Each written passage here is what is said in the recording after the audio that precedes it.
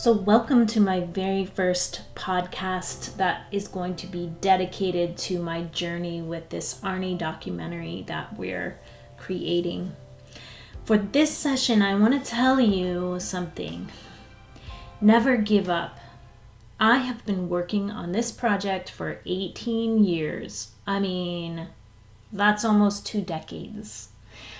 But because the project is so fascinating, because the project changed who I was then and in the middle and now, the passion I've had for the project has remained. And not only that, I've grown as a person and my career has kind of gone in the way to support the project and our mission. So yes, it's 2023 and I'm really a lot older than I was in those initial photographs with Arnie. But if I had given up, this wouldn't be happening and this amazing journey wouldn't have taken off. And I'll tell you what, right before it happened, I started to gather my Arnie stuff together and I was thinking I'm going to throw some stuff away. And I did throw some footage away, which I'm really regretting. But I nearly gave up. I was at the point where I was even saying, this is never going to happen. But what I started doing was I started to just tell the story again. And I told the story on a podcast that I've placed on my website called Demystifying Instructional Design. And Rebecca Hoke helped me to be spotlighted on the podcast. So for the first 20 minutes, I was talking about Arnie and talking about all of the things that we did together and how that experience influenced my current career. Well, somebody heard me, and this somebody was Louis Chesney. Now, Louis was somebody I didn't even know him. He's someone in Queens. I had never met him before, and he reached out to me saying, I would like to talk to you about instructional design.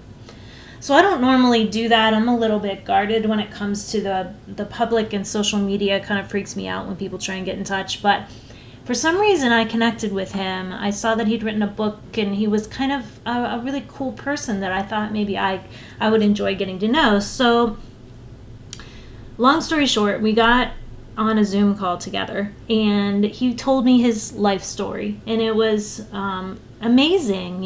He found his voice, and he came through some difficult times with his upbringing and as a child, and he really learned from that and wants to continue learning in his life and growing. And he wanted to know about how to get better at instructional design, which was really inspiring for me. And for some reason, I stopped him and I said, okay, hey, Louis, why are you really getting in touch with me? What is the main point? And he said, well, I'd like to help you option your film.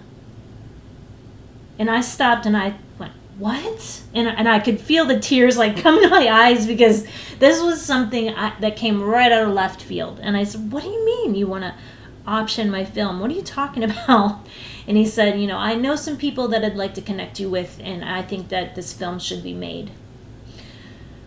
It was amazing. I couldn't believe it. I tried to believe it. All of my vision board stuff kind of trying to kick in, trying not to sabotage this amazing opportunity and question it. And so I just said, okay, yes, let's move forward. What do you need from me? And within an hour, Louis had reached out to a filmmaker, telling the filmmaker that this project was valuable, this project could change the world, I have a script ready to go. And I do. I have a script for a feature film ready. And this first person he reached out to said, no, I don't direct scripts that I don't write myself. So Louis came back with, but actually that first director said, I have a couple people you might want to go to next. And one was a guy named Scott DuPont. And Scott does this wonderful financing your movie podcast. And I'll give you the link to his podcast channel. This guy, I'd never heard of him before, and he looks really Hollywood, and he looks like, I just wasn't sure, but I said, okay, Louis, would you introduce me to Scott, please? And he said, sure.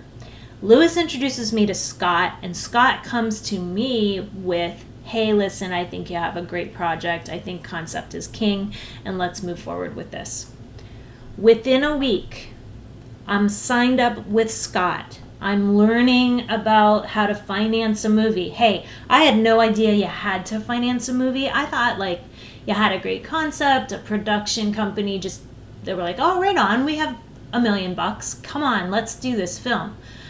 But if you go down the documentary route, which to me, it seemed like a good place to start because I have a lot of archive footage and I have a lot of people willing to be interviewed today, even though it's happened 10 years ago, they're still willing to be interviewed. So I thought, all right, the documentary route is fine. And also, documentaries are a big deal right now. Did you know that streaming documentaries can bring back a great return on investment? I had no idea. So I've been learning, I started learning from Scott pretty much right away about the fact that I had to finance this movie myself with investors and maybe some crowdfunding or something. I didn't know how to do it. As soon as Scott signed on, he had a director, which this is amazing. This director got in touch with him, inviting him to her premiere movie, and her name is Sylvia Kaminer. Well, Sylvia got on a call with Scott. Scott told her about Arnie, and she said, I'd like to meet Janet Leigh. The next thing I know, I'm talking to her. She's in a crew van driving north to shoot one of her Emmy Award-winning reality television series spots. She's in her car in the van with the rest of the crew, and we're talking. I pitched the movie. I was super articulate. I don't know where it came from. I pitched the movie to her, and before you know it, she's ready to sign on with us. That's where I'll leave it off for today, but I just wanted to say to you, it's 2023. I was ready to give this thing up. I was putting it down. And the passion from the project, the belief I have in this amazing story of Arnie has carried me through all these years. And because I refused to let it die, and I kept telling the story and I kept going, finally somebody heard me and somebody reached out. But guess what? As soon as they reach out to you, you have to reach back.